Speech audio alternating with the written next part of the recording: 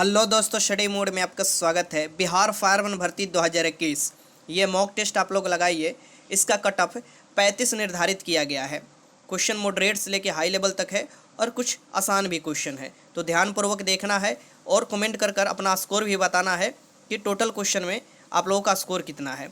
Cut off 35 है, कोशिश करना है 35 क्वेश्चन सही करने के लिए। चलिए शुरुआत करते हैं। किस भारतीय राष्ट्रीय आंदोलन का शीर्ष गीत वंदे मातरम था?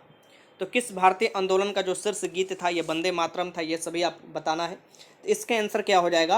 ये हो जाएगा आपको डी। स्वदेशी आंदोलन जो 1905 में स्टार्ट किया गया था बंगाल विभाजन के बाद, उसमें ये राष्ट्रीय गीत भी हमारा है वंदे मातरम। ये सभी लोगों को आपको पता है कि वंदे मातरम जो है हमारा राष्ट्रीय गीत है और जन गण मन हमारा राष्ट्रीय गान है। वंदे मातरम के रचयिता बंकिम चंद्र चटर्जी है। और यहाँ पर याद रखिएगा जो हमारा राष्ट्रीय गान है उसके रचयिता कौन है? तो वो आपको टैगोर जी है, रविन्द्रनाथ टैगोर जी है। तो इसके आंसर क्या हो जाएगा? डी हो जाएगा। महात्मा गांधी का सबसे पहला सत्याग्रह या आंदोलन कौन था? बिहार, तो ये बिहार के चंपारण आंदोलन था, ये याद रखिएगा, ये सब पूछ सकता है। असहयोग आंदोलन कब शुरुआत किया गया था? तो 1920 में शुरुआत किया गया था और 1922 में इसे वापस ले लिया गया था। 5 फरवरी 1922 में जो चोरा चोरी वाला हत्याकांड हुआ था उसके बाद ये वापस ले लिया गया था महात्मा गांधी द्वारा। तो पहले का आंसर डी हो जाएगा। स्वदेशी आंदोलन 1905 में ये राष्ट्रीय गीत आपको महत्वपूर्ण था, शीर्ष गीत बना था। क्वेश्चन नंबर 2 है कि 1931 में कराची अधिवेशन की अध्यक्षता किसने की? तो 1931 में कौन अधिवेशन हुआ था? तो ये कराची में अधिवेशन हुआ था। कराची अधिवेशन कांग्रेस का अधिवेशन था। कांग्रेस का स्थापना 1825 में एम ऑक्टोबियन होरुम द्वारा किया गया था और सबसे पहले अध्यक्षता मोमेश चंद्र बनर्जी द्वारा किया गया था। 1931 में जो अध्यक्षता किया गया था ये था सरदार वल्लभ भाई पटेल जी का, जो हमारे भारत के प्रथम गृह मंत्री बने थे। ठीक, तो दूसरे के आंसर क्या हो जाएगा? बी हो जाएगा। भारत के पहले राष्ट्रपति जो बने थे ये डॉक्टर राजेंद्र प्रसाद थे। आगे चलते हैं। और महात्मा गांधी ने भी अध्यक्षता किया था। ये कब किए थे? तो ये मात्र एक अध्यक्षता किए थे कांग्रेस के 1924 में, जो बेलगांव अधिवेशन हुआ था, कर्नाटक में स्थित है बेलगांव, उसमें किए थे आपको महात्मा गांधी। और 1925 में जो कांग्रेस का अध्यक्षता किया गया था ये भारत की पहली महिला जो बनी थी कांग्रेस के अध्यक्ष, भारतीय महिला, याद रखिएगा, भारतीय महिला कांग्रेस के अध्यक्ष बनी थी, वो थी आपको सरोजिनी नायडू। और मात्र ये पूछे कि सबसे पहला महिला अध्यक्ष कौन बनी थी? तो ये एनी बेसेंट बनी थी 1917 के अधिवेशन में। क्वेश्चन नंबर 3 देखिए, इंडिया डिवाइडेड नामक पुस्तक के लेखक कौन थे?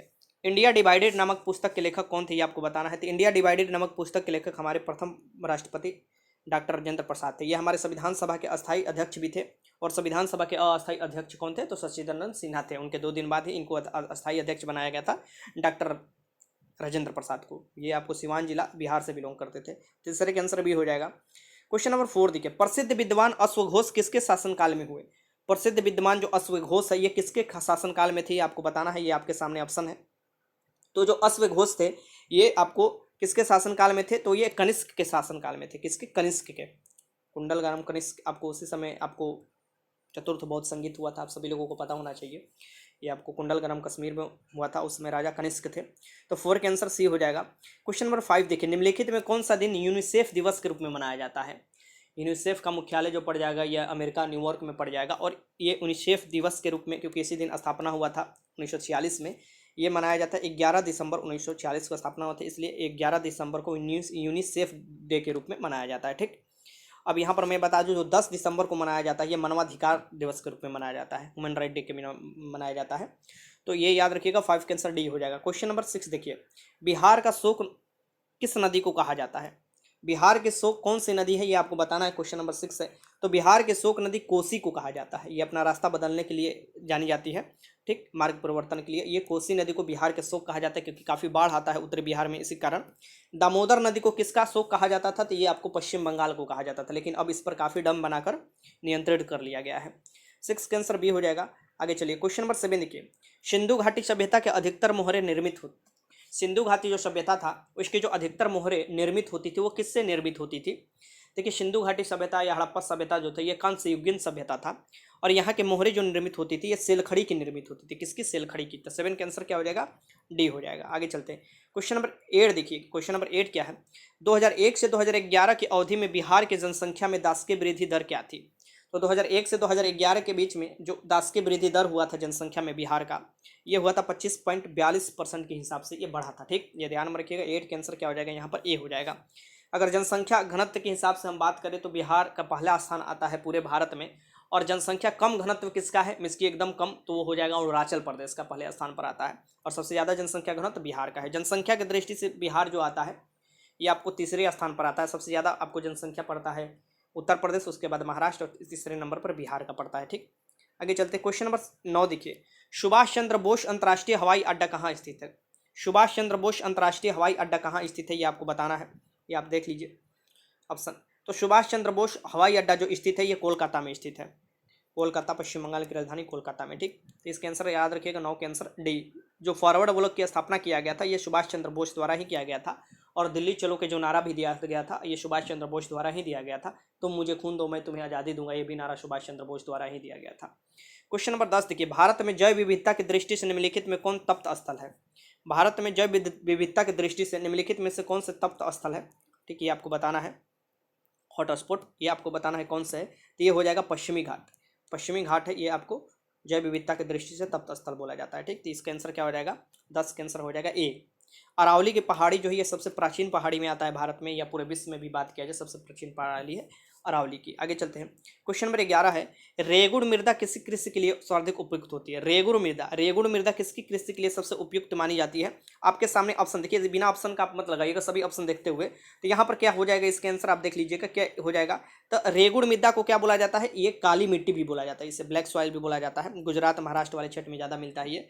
और इसमें जो सर्वाधिक उपयुक्त खेती होती है वो कपास की होती है, तो काली कपासी मिट्टी भी बोला जाता है कभी कभी से। तो इसका आंसर क्या हो जाएगा? बी हो जाएगा। ऐसे मूंगफली का भी उधर काफ़ी ज़्यादा गुजरात और महाराष्ट्र में होता है मूंगफली भी, लेकिन याद रखिएगा इसमें हो जाएगा कपास की खेती काली मिट्टी के लिए जाना जाता है। बी हो जाएगा इसका आंसर। क्वेश्चन नंबर 12 देखिए, भारतीय उपमहाद्वीप पर ग्रीष्म ऋतु में उच्च तापमान और निम्न दाब हिंद महासागर में वायु का आकर्षण करते हैं, जिसके कारण प्रभावित होता है। देखिए, भारतीय उपमहाद्वीप में ग्रीष्म ऋतु में उच्च तापमान हो जाता है और निम्न दाब जो हो जाता है हिंद महासागर में, ये वायु कर्षण करते हैं, जिसके कारण क्या प्रभावित होता है? तो ये आपको टेम्परेचर, आपको जैसे ही बढ़ता है प्रेशर नीचे हो जाता है, प्रेशर बढ़ता है तो टेम्परेचर एक दूसरे के विपरीत होते हैं मौसम में, आप देखिएगा तो। ठीक, और ये प्रभावित कर देता है दक्षिणी पश्चिमी मानसून, क्योंकि सबसे ज़्यादा भारत में बारिश इसी मानसून के कारण होता है, और यही आपको इसी को प्रभावित ये कर देता है। ठीक, तो इसका आंसर क्या हो जाएगा? बी। 12 का आंसर बी हो जाएगा। क्वेश्चन नंबर 13 देखिए, ऑस्ट्रेलिया घास स्थल को दिया गया भौगोलिक नाम है। जो ऑस्ट्रेलिया में घास स्थल पाए जाते हैं उसके भौगोलिक नाम क्या है, ये आपको बताना है। तो ऑस्ट्रेलिया में जो घास स्थल पाए जाते हैं उसे बोला जाता है डाउन्स। डाउन्स, ये याद रखिएगा, डाउन्स बोला जाता है। ठीक, पेरेरी जो पाया जाता है ये कहाँ पाया जाता है? पेरेरी जो पाया जाता है ये आपको देखिएगा कि कनाडा और अमेरिका वाले बॉर्डर पर। स्टेपिस जो पाया जाता है ये आपको रसिया और एशिया को मिलाने वाले जो क्षेत्र है वहाँ पर पाया जाता है स्टेपिस। ठीक, सवाना अफ्रीका में आपको पाया जाता है, डेजर्ट अफ्रीका। तो ये 13 के आंसर क्या हो जाएगा? ए हो जाएगा। क्वेश्चन नंबर देखिए 14 देखिए, पाक जल संधि किन दो देशों को अलग करती है? जो पाक जल डमरू मध्य भी इसे बोला जाता है, या जल संधि भी बोला जाता है, ये दो देशों को अलग करती है। इसमें से कौन दो देशों को अलग करती है? तो पाक जल संधि जो है ये भारत और आपको यहाँ पर स्थित है, श्रीलंका के बीच स्थित है। सी आंसर हो जाएगा। भारत श्रीलंका के बीच में यहाँ पर देखिएगा ये पाक जल डमरू मध्य है। ठीक, इधर ही मन्नार की खाड़ी भी है, तो ये याद रखिएगा। इसके आंसर क्या हो जाएगा? ये आपको सी हो जाएगा। एडम्स ब्रिज भी यहीं आप देखिएगा इधर पड़ता है, रामेश्वर द्वीप जो है वहाँ से स्टार्ट होता है एडम्स ब्रिज, जो कि श्रीलंका और भारत के बीच में ही पड़ता है। तो ये 14 के आंसर क्या हो जाएगा? सी हो जाएगा। आगे चलते हैं। क्वेश्चन नंबर 15 देखिए, भारतीय संविधान को संविधान सभा द्वारा अंगीकृत किया गया। भारतीय संविधान को संविधान सभा, देखिए संविधान सभा ने ही भारतीय संविधान का गठन किया था, बनाया था। और यहाँ पर आपको संविधान सभा का जो गठन किया गया था संविधान बनाने के लिए ही किया गया था। प्रत्येक 10 लाख लोगों पर प्रांतों में से चुना गया था। संविधान सभा जो है ये संविधान बनाया और इसे अंगीकृत, अधिनियमित और आत्मप्रीत किया था। ये तीनों शब्द दे सकता है। ये कब किया था? तो संविधान जब बनकर तैयार हो गया था, इसकी 26 नवंबर 1949 को संविधान बनकर तैयार हो गया था और इसी समय ये किया गया था। तो इसका आंसर ए हो जाएगा। इसको पूर्णतः जब लागू किया गया था वो डेट है 26 जनवरी 1950, इसलिए हम लोग 26 जनवरी को हर साल गणतंत्र दिवस के रूप में मनाते हैं। 15 के आंसर ए हो जाएगा। क्वेश्चन नंबर 16 है कि भारतीय राष्ट्रीय कांग्रेस के 1905 के बनारस अधिवेशन के अध्यक्ष कौन थे? भारतीय राष्ट्रीय कांग्रेस के जो 1905 में अधिवेशन हुआ था ये कहाँ हुआ था? 1905 के अधिवेशन आपको बनारस में हुए थे, और इसी समय बंगाल का विभाजन आपको पता है 1905 में ही होता था। और इसी समय बंगाल के विभाजन के विरोध में स्वदेशी आंदोलन चला, और स्वदेशी आंदोलन में ही वंदे मातरम जो गीत है प्रमुख गीत बना था, जो राष्ट्रीय गीत है। और इसकी जो अध्यक्षता किया गया था बनारस अधिवेशन का, ये किया गया था गोपाल कृष्ण गोखले, किसके द्वारा? गोपाल कृष्ण गोखले द्वारा। ठीक, तो इसके आंसर क्या हो जाएगा? 16 के आंसर सी हो जाएगा। क्वेश्चन नंबर 17 देखिए, 27 दिसंबर 1911 में पहली बार जन गण मन कहीं पर गाई गई थी। कहाँ गाई गई थी यह बता रहा है, कहीं नहीं, यह कहाँ पर गाई गई थी। जो जन गण मन है ये रचयिता रविन्द्रनाथ टैगोर है इसके, और रविन्द्रनाथ टैगोर की सबसे पहले नोबेल पुरस्कार भी मिला था भारत में, 1913 में मिला था। और जन गण मन जो है ये 1911 में 27 दिसंबर को गाया गया था सबसे पहले।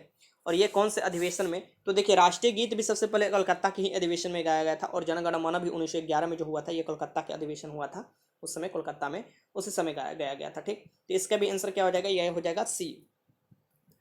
क्वेश्चन नंबर 18 देखिए, हर्यक वंश के किस शासक को कुड़िक कहा जाता है? हर्यक वंश के किस शासक को कुड़िक कहा जाता है? हर्यक वंश के लगभग सभी शासकों को पृथहंता भी बोला जाता है, क्योंकि वो अपने पिता के हत्या कर कर ही गद्दी पर बैठते थे। तो कुड़िक बोला जाता है, हर्यक वंश के किस शासक को कुड़िक बोला जाता है, ये आपसे पूछ रहा है, तो ये बोला जाता है अजातशत्रु। अजातशत्रु को कुड़िक बोला जाता है। हर्यक वंश के संस्थापक बोला जाता है बिंबिसार हो, ये याद रखिएगा। आगे चलते हैं, 18 के आंसर सी हो जाएगा। क्वेश्चन नंबर 19 देखिए, मानव सूचांक किस संस्था द्वारा जारी किया जाता है? मानव विकास सूचांक यहाँ पर होगा, ये किस संस्था द्वारा जारी किया जाता है? मानव विकास सूचांक यहाँ पर, तो ये जारी किया जाता है यूएनडीपी द्वारा। ठीक, ये याद रखिएगा। 19 का आंसर डी हो जाएगा। क्वेश्चन नंबर 20 देखिए, किस पंचवर्षीय योजना अवधि के दौरान सरकार ने वह कृषि नीति बनाई जिससे हरित क्रांति को जन्म हुआ? तो यह पूछ सकता है कि किस योजना में हरित क्रांति का जन्म हुआ था, यह पंचवर्षीय योजना में, यह भी पूछ सकता है। तो डेट याद रखिएगा, उस समय था 1967, मतलब 66 से 67 था। ठीक, समय था, और उसी समय यह बनाया गया था। तो उस समय कौन सी पंचवर्षीय योजना चल रहा था, यह आप याद रखिएगा। तो यह भी याद रख लीजिए, उस समय तृतीय पंचवर्षीय योजना चल रहा था। तृतीय पंचवर्षीय योजना, जैसे कि आपको चल रहा था 51 से 66, 66 से आपको 61 से 5 साल, तो 67 68 आपको याद रखिएगा। 66 67 में आपको हरित क्रांति आया था। तो 20 का आंसर क्या हो जाएगा? बी हो जाएगा यहाँ पर। क्वेश्चन नंबर 21 देखिए, दुधवा राष्ट्रीय उद्यान कहाँ स्थित है? दुधवा राष्ट्रीय उद्यान कहाँ पर स्थित है, ये आपको बताना है। देखिए, दूध भी सबसे ज़्यादा उत्तर प्रदेश में होता है, और दुधवा राष्ट्रीय उद्यान भी कहाँ पर स्थित है? ये आपको उत्तर प्रदेश में है। दुधवा राष्ट्रीय उद्यान जो है ये आपको उत्तर प्रदेश में स्थित है, ये याद रखिएगा। तो 21 का आंसर क्या हो जाएगा? बी हो जाएगा। जैसे वाल्मीकि टाइगर रिजर्व एकमात्र बिहार में टाइगर रिजर्व है, वो भी याद रखिएगा, पश्चिमी Champaran Valmiki tiger reserve. Question number 22 है कि अमीर खुसरो किस शासक के दरबारी कवि थे? अमीर खुसरो किस शासक के दरबारी कवि थे, ये आपको बताना है। तो अमीर खुसरो जो थे ये किस शासक के दरबारी कवि थे? खड़ी बोली के जन्मदाता भी माना जाता है, तबला भी ये बजाते थे। ये अलाउद्दीन खिलजी के ये दरबारी कवि थे। ठीक, तो 22 के आंसर क्या हो जाएगा? बी। अलाउद्दीन खिलजी ने आपको जो कैंटीन व्यवस्था हुआ, घोड़े दागने की प्रथा जो हुआ, हुलिया पहचानने की प्रथा जो हुआ, ये सब आपको अलाउद्दीन खिलजी ने ही शुरुआत की थी। अलाउद्दीन खिलजी को द्वितीय सिकंदर भी ये अपने को बोलता था। ठीक, तो 22 का आंसर क्या हो जाएगा? बी हो जाएगा। क्वेश्चन नंबर 23 देखिए, विष्णु के 10 अवतारों की जानकारी का स्रोत है। विष्णु के 10 अवतार जो है दिए हुए हैं वो कहाँ दिए हुए हैं, इसका स्रोत क्या है? तो ये मत्स्य पुराण, पुराणों में सबसे आपको पुराना पुराण है मत्स्य पुराण, उसी में आपको विष्णु के 10 अवतारों को बारे में जानकारी दिया है, भगवान विष्णु के बारे में। तो 23 के आंसर क्या हो जाएगा? बी हो जाएगा। और सबसे पुराना वेद कौन सा हो जाता है? तो ऋग्वेद हो जाता है। क्वेश्चन नंबर 24 देखिए, डबल फॉल्ट शब्द किस खेल से संबंधित है? जो डबल फॉल्ट शब्द है ये किस खेल से संबंधित है, ये आपको बताना है। ये है आपको किससे? तो टेनिस से संबंधित है। किससे? टेनिस से संबंधित है। 24 का आंसर डी हो जाएगा। क्वेश्चन नंबर 25 देखिए, शहीदी दिवस कब मनाया जाता है? शहीद दिवस या शहीद दिवस कब मनाया जाता है, ये आपको बताना है। ऑप्शन के अकॉर्डिंग आपको बताना है, याद रखिएगा। यहाँ पर 23 मार्च भी दे सकता है, लेकिन ऑप्शन के अकॉर्डिंग जो दिया है वही आपको बताना है।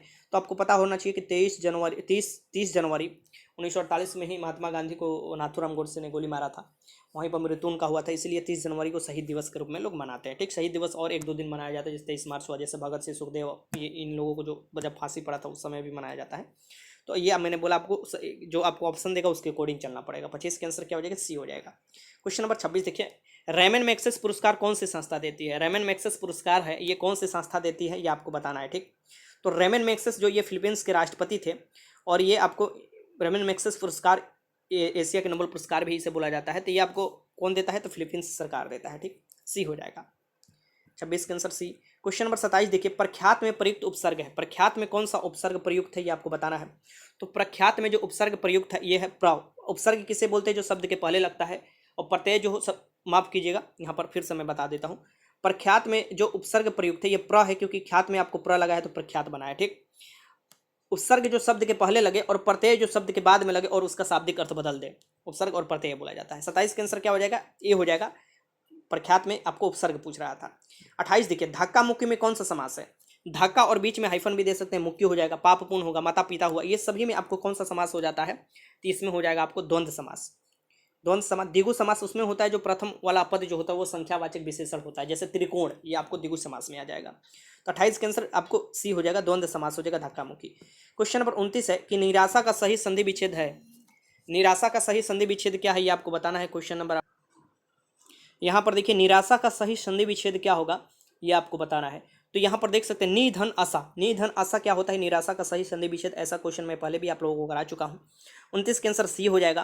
क्वेश्चन नंबर 30 देखिए, चरपाई पर भाई साहब बैठे, इस वाक्य में चरपाई शब्द किस कारक में है। देखिए चरपाई पर भाई साहब बैठे हैं, चरपाई कारक आपको बताना है इसमें कौन से कारक है। ठीक, इस वाक्य में चरपाई शब्द किस कारक में है, तो पर, यहाँ पर क्या होता है, तो अधिकरण में पर, ये आपको क्या होता है, अधिकरण में आ जाएगा। ठीक, ये आपको कारक में। ठीक, तो 30 के आंसर डी हो जाएगा। क्वेश्चन नंबर 31 देखिए, प्रस्तावित मूल संविधान में कुल सदस्यों का विभाजन किस प्रकार होना निश्चित हुआ। जो प्रस्तावित मूल संविधान सभा था उसमें आपको बता रहा है कि जो सदस्य आपको थे उसका विभाजन किस प्रकार सुनिश्चित हुआ करने के लिए। तो यहाँ पर आप देख सकते हैं कहाँ कहाँ से कितने लोग आएंगे।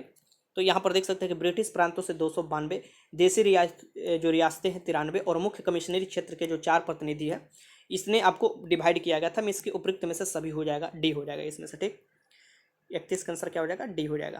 क्वेश्चन नंबर 32 देखिए, भारत के राष्ट्रपति को यह अधिकार प्राप्त नहीं है कि वो, भारत के राष्ट्रपति जो हैं ये आपको तीनों सेनाओं के प्रमुख होते हैं, महामहिम भी इन्हें बोला जाता है, इन्हीं के नाम पर कोई भी संधि होता है। ठीक, राजदूत भी इन्हीं के नाम पर नियुक्त किया जाता है, इन्हीं के ही साइन से ही। अब यहाँ पर देखिए, राष्ट्रपति को अधिकार प्राप्त नहीं है कि वह क्षमा प्रदान करे, ये तो है। न्यायालय के न्यायाधीश को हटाए, ये अधिकार इनको नहीं है। पूछे क्यों नहीं है न्यायालय को न्यायाधीश को हटाने का, क्योंकि ये संसद का काम है। संसद का काम आपको जैसे महाभियोग लगाया जाता है आर्टिकल 61 के तहत राष्ट्रपति को हटाया जाता है संसद द्वारा, वैसे ही न्यायाधीश को भी हटाने का जो है ये प्रक्रिया संसद में स्टार्ट हो सकता है, न्यायालय के न्यायाधीश को हटाए। ठीक, ये सुप्रीम कोर्ट या हाई कोर्ट के न्यायालय के हटाने की प्रक्रिया के बारे में हो रहा है। ठीक, तो 32 का आंसर क्या हो जाएगा, बी, ये आपको राष्ट्रपति को अधिकार नहीं है। बाकी आपातकाल की घोषणा 3 आपात प्रकार घोषणा कर सकता है, आर्टिकल 352 के तहत राष्ट्रीय आपात, आर्टिकल 356 के तहत, आर्टिकल 356 के तहत राष्ट्रपति शासन, और आर्टिकल 360 के तहत आपको वित्तीय आपात। राष्ट्रीय आपात अभी तक 3 बार लग चुका है। ठीक, एक आपको लगा था 1962 में जब चीन से युद्ध हुआ था, फिर 1971 में लगा था, और फिर 1975 से 77 में लगा था, इंदिरा गांधी लगाई थी। तो ऐसे 3 बार आपात लग चुका है आर्टिकल 352 के तहत राष्ट्रीय आपात। अध्यादेश जारी कर सकता है राष्ट्रपति, ये आर्टिकल 123 के तहत, ये भी याद रखिएगा। बाकी ये आपको बी वाला ये अधिकार नहीं है राष्ट्रपति को।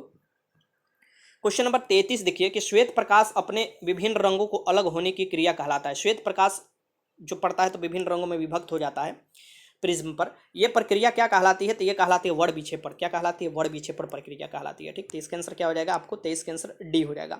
श्वेत प्रकाश जो है 7 रंगों का मिलन होता है। क्वेश्चन नंबर 34 है कि मूत्र का पीला रंग किसके मौजूदगी के कारण होता है। मूत्र का जो पीला रंग होता है ये किसके मौजूदगी के कारण होता है, बहुत वीवीआई क्वेश्चन है, ये यूरोक्रम के कारण होता है। यूरोक्रम जो होता है इसी के कारण जो मूत्र का पीला रंग होता है। ठीक, याद रखिएगा। ब्लड का पीएच वैल्यू याद रखिएगा 7.4 होता है, ये डायरेक्ट क्वेश्चन पूछता है इसलिए मैंने आपको बता दिया। क्वेश्चन नंबर 35 देखिए, मिनीमाटा रोग किसके द्वारा पानी के प्रदूषण से फैलता है। जो मिनीमाटा रोग है ये किसके प्रदूषण से फैलता है। ठीक, तो ये मिनीमाटा रोग किसके पानी के प्रदूषण से फैलता है, तो ये पारा पानी में अगर रहता है तो मिनीमाटा रोग हो जाता है, बहुत ही खतरनाक बीमारी है। 35 का आंसर क्या हो जाएगा, डी हो जाएगा, यहाँ पर आराम से लगा लीजिएगा। क्वेश्चन नंबर 36 देखिए, रसोई गैस किसका मिश्रण है। जो रसोई गैस लिक्विफाइड पेट्रोलियम गैस जो हमारा एलपीजी जिसे बोलते हैं, घर में सिलेंडर नो लाल सिलेंडर लाते हैं, वह किसका मिश्रण होता है ये आपको बताना है। ये होता है, इसमें होता है ब्यूटन और प्रोपेन, ब्यूटन और प्रोपेन मिलाया जाता है। 36 का आंसर क्या हो जाएगा, बी हो जाएगा, इसी का मिश्रण होता है। क्वेश्चन नंबर 37 है कि पालक के पत्तों में किसकी मात्रा सबसे अधिक होती है। जो पालक का पत्ता है ये हरा होता है, और हरा में देखिएगा हालक जो बोला जाता है डॉक्टर द्वारा भी कि हरा पत्ता वाला सब्जी खाइए, क्योंकि इसमें आयरन की मात्रा अधिक होता है, और खून में भी जो ब्लड है उसमें भी आयरन पाया जाता है। तो जिनको ब्लड की कमी होती है उनको बोला जाता है हरा पत्तेदार वाला सब्जी भी खाने के लिए। आयरन की कमी, इसकी आयरन जो खून में पाया जाता है, तो आयरन कमी होगा तो खून की भी कमी होगा, और खून की कमी होगा तो अनीमिया रोग होता है। ठीक, ये भी याद रखिएगा। तो ये आंसर क्या हो जाएगा, पालक के पत्ते में आयरन ज़्यादा होता है। ठीक, क्वेश्चन नंबर 38 है कि भारत में हरित क्रांति के जनक कौन थे। जो हरित क्रांति 1966-67 में आया था, तो भारत में इसके हरित क्रांति के जनक कौन थे ये आपको बताना है। तो हरित क्रांति के जनक जो थे ये एम एस स्वामीनाथन थे, एम एस स्वामीनाथन, सी हो जाएगा। एपीजे अब्दुल कलाम को मिसाइल मैन के भी नाम से जाना जाता है।